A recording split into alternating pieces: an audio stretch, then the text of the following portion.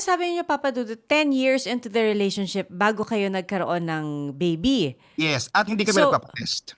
so nagpa-test kayo at the 10-year mark or the 8-year mark? Doon sa pang-8 na, pang-9 na year ng aming relationship, doon na kami nagpa-test kasi I realized na parang ready na ako.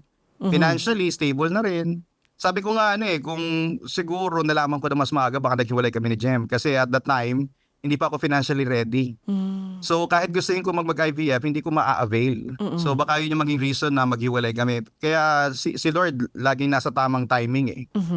So nung panahon nalaman ko na may IVF naman pala, so meron na kami kahit papaano, nakaka-LL na, kumbaga.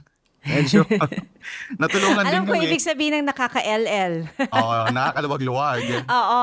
So, salamat sa Diyos. God is gracious. Nagkaroon kami ng Gianna at saka Gian na napaka-cute.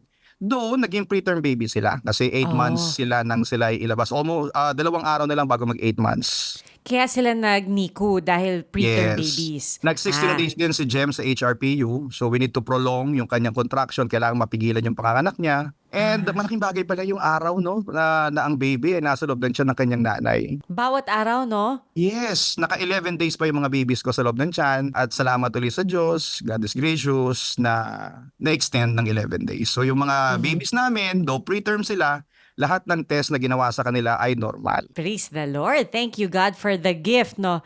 Wow! At ito, Papa Dudut, ito na ang pictures na Yan. ipapakita natin. Thank you for sharing the pictures with us. Ay, wow naman, napaka-cute ng babies. Oh, Ang diba? cute. Teka, yung naka-bonnet ay si... Yan Ito, si Rain Gianna, my baby girl. Okay, and then... Kamukha ng ay, mami pareho niya. pala silang naka-bonnet. Yan, ito namang isa is si Renz Gian, yung aking baby boy. Napaka-cute naman nilang dalawa. Pero usog. Para magkamukha naman sila. So, sino kamukha? Kamukha ng mami. Kamukha na mami. Yes, Parang natutuwa kamukha ka nakamukha ni mami. Actually, yun ang pinagdadasal ko eh. Sana, kasi yung nose ng partner ko is, parang sa'yo, ganyan, katangos, sobrang tangos. So sabi ko sana po, lahat po mamana na height, talino, uwido. And napunta yung yung mga talent sa akin sana manggaling. Yung dong at saka yung Para paper. naman, 50-50. Yes, so sinuwerte ako na yung mga anak ko ang gaganda.